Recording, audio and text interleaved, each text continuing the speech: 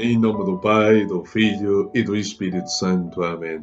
A graça e a paz da parte de Deus, nosso Pai e nosso Criador, o amor e a ternura e a misericórdia de Jesus Cristo, nosso irmão e Redentor, a luz e a força e a santidade do Espírito Santo Paráclito Consolador, estejam convosco. Bendito seja Deus que nos reuniu no amor de Cristo. Caríssimos irmãos e irmãs, sejam todos muito bem-vindos ao programa Palavra para o Teu Dia da comunidade Lux Divina. Aí onde está, na circunstância do tempo e do espaço concreto da sua vida. Ore comigo e ore conosco ao Deus da vida, neste dia em que a Igreja celebra a memória obrigatória dos santos Cornélio, o Papa, e Cipriano, o Bispo. Neste dia celebramos então a memória obrigatória. Ore conosco ao Deus da vida. Oremos. Ó Jesus, vivente em Maria, vindo viver e reinar em nós, consagra-nos hoje e sempre a sabedoria, para vivermos só para vós, vós que viveis e reinais com o Pai, na unidade do Espírito Santo, por todos os séculos dos séculos. Amém. Caríssimos irmãos e irmãs, o Evangelho deste dia é extraído de São Lucas, capítulo 7, versículos de 1 a 10. Naquele tempo, quando Jesus acabou de falar ao povo, entrou em Cafarnaum. Ora, um centurião tinha doente e quase a morrer um servo, a quem dedicava muita afeição. Ouvindo falar de Jesus, enviou-lhe a alguns judeus de relevo para lhe pedir que viesse salvar-lhe o servo. Chegados juntos, Jesus suplicaram-lhe insistentemente: Ele merece que lhe faças isso, pois ama o nosso povo, e foi ele quem nos construiu a sinagoga. Jesus acompanhou-os. Não estavam já longe da casa quando o centurião lhe mandou dizer por uns amigos: Não te incomodes, Senhor, pois não sou digno de que entres debaixo do meu teto, pelo que nem me julguei digno de ir ter contigo, mas digo a um só uma palavra e o meu servo será curado. Mas diz uma só palavra e o meu servo será curado. Porque eu, embora sou alterno, tenho sob as minhas ordens soldados, e digo a um: vai, e ele vai, a outro: vem, e ele vem, e ao meu servo: faz isto, e ele faz. Ouvindo estas palavras, Jesus sentiu admiração por ele e disse à multidão que o seguia: Eu vos digo, nem em Israel encontrei tão grande fé. E de regresso a casa, os enviados encontraram o servo de perfeita saúde. Palavra da salvação. Glória a vós, Senhor, por este santo Evangelho. Perdoai-nos, Senhor. Caríssimos irmãos e irmãs, a palavra do Senhor é a alegria para as nossas almas. A palavra do Senhor é alimento para a nossa vida.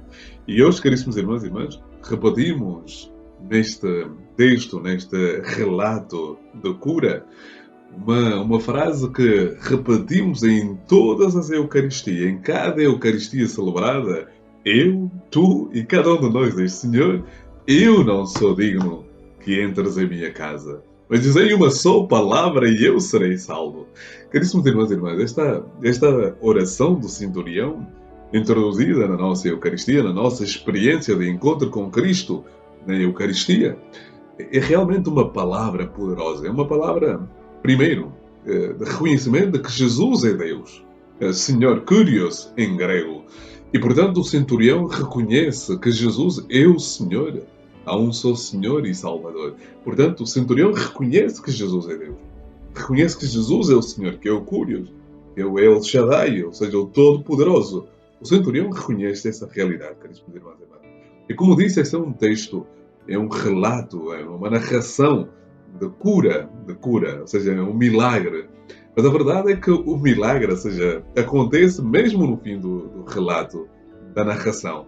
Ou seja, temos todos um diálogo aqui, numa conversa entre Jesus e os seus interlocutores. Se compararmos esse texto com o texto de São Mateus, há algumas diferenças. Primeiro, no Evangelho de São Mateus, o centurião vai ter com Jesus e diante de Jesus faz este apreço.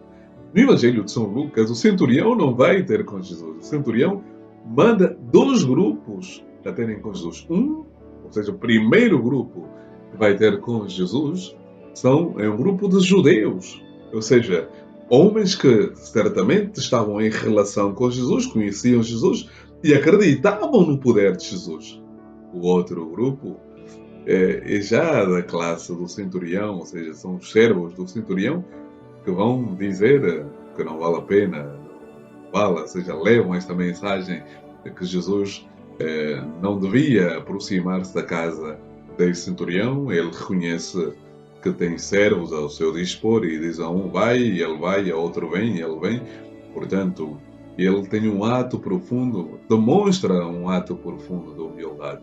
Mas partamos do primeiro grupo. O primeiro grupo, caríssimos irmãos e irmãs, o Senhor coloca sobremaneira no meu coração esta ideia que o primeiro grupo está intimamente relacionado à ideia da intercessão dentro da cura necessária, dentro da situação a ser resolvida.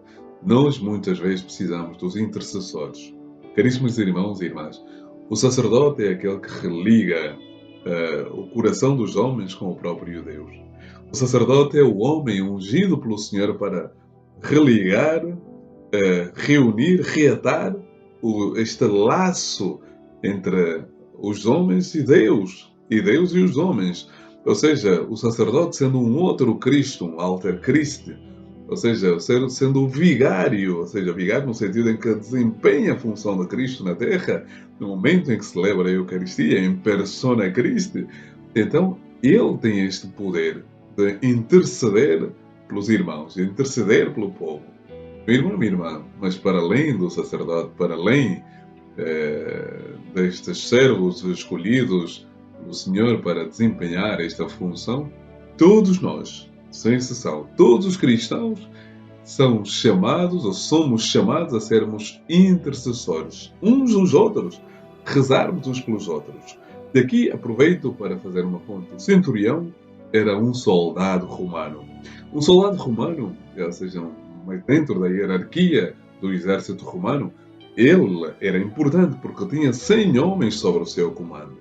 E sabemos que as legiões, ou seja, os legionários, ou seja, os soldados romanos, não eram benévolos, não eram bons, eram acusados de violência, de extorsão, de abuso de poder, de maus tratos. E, no entanto, este centurião é tido como bom, ou seja, como um benfeitor.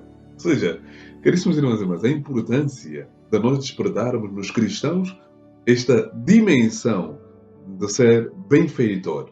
Benfeitor da obra de Deus, colaborar com a obra de Deus. É importante, meu irmão e minha irmã, colaborar com aqueles que entregam, dão a própria vida ao Senhor.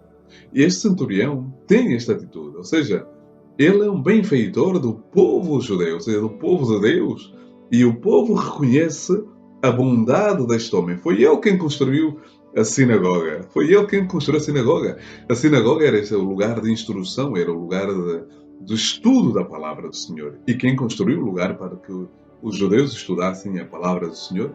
O centurião. Este centurião. Portanto, vemos a importância de despertarmos essa dimensão na vida das nossas comunidades. Infelizmente, vemos que às vezes as pessoas têm resistência por razões várias. Mas, meu irmão e minha irmã, Jesus nos chama hoje a abrirmos o coração e a sermos generosos também. A sermos generosos. Eu, enquanto sacerdote e mesmo ainda enquanto seminarista, sempre usufruí no bom sentido da palavra, sempre senti a bondade e a generosidade dos cristãos. Portanto, agradeço a Deus por muitos que colaboram com a obra de Deus, inclusive com esse ministério da palavra, precisando de um computador, precisando de luzes, precisando de um aparelho para gravar, precisando de tantas coisas que às vezes precisamos. Quem não está dentro desta realidade muitas vezes não tem noção que são precisas algumas coisas para que tenhamos algo em condições. Mas, voltando ao texto, é importante então termos esta dimensão. Não nos esqueçamos de colaborar com a obra de Deus. Na tua paróquia, nas obras da tua paróquia, nas obras da igreja, há uma instituição muito boa que necessita da nossa ajuda em todos os momentos, que ajuda a igreja que sofre. É colaborar com essa instituição. Colaborar com as instituições que realmente estão ao serviço da evangelização, né? Outra coisa importante é que Jesus aqui mostra que nós devemos romper com os preconceitos e com os estigmas, né? Os soldados eram maus e, no entanto, Jesus coloca em prática algo que ele tinha dito logo no início deste sermão da planície: amai os vossos inimigos. Os romanos eram literalmente inimigos dos judeus e, portanto, Jesus ama este centurião, ama este romano e ama todos os romanos. Ele é o primeiro a praticar aquilo que ensina. Meu irmão e minha irmã, antes mesmo de terminar, apenas recordar e reforçar esta ideia. O centurião alcançou a graça para para o seu empregado, para o seu servo, porque o texto termina de maneira grandiosa: de regresso a casa, os enviados encontraram o servo da perfeita saúde. Sim, Jesus tem poder de curar. Jesus tem poder de restituir a salubridade física e espiritual, emocional, psicológica e afetiva. Meus irmãos e minhas irmãs, o Senhor esteja convosco e Ele está no meio de nós. Por intercessão da bem-aventurada Virgem Maria, abençoe-vos Deus Todo-Poderoso, o Pai, o Filho e o Espírito Santo. Amém. A alegria do Senhor é a nossa força. Amém.